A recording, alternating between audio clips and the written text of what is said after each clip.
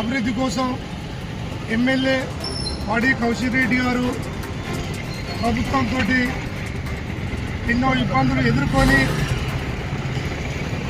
1000 కోట్లు మా నియోజకవర్గ అభివృద్ధి కొరకు కావాలని కొట్లాడగా ఈరోజు హుజురాబాద్ జమ్మికుంట పట్టణాలకు 30 కోట్ల నిధులు మంజూరు చేయడం జరిగింది. జమ్మికుంటకు 15 కోట్లు, హుజురాబాద్కు 10. ఎమ్మెల్యే పాడి కౌశిక్ రెడ్డి గారికి ప్రభుత్వానికి కృతజ్ఞతలు తెలుపుకుంటున్నాం.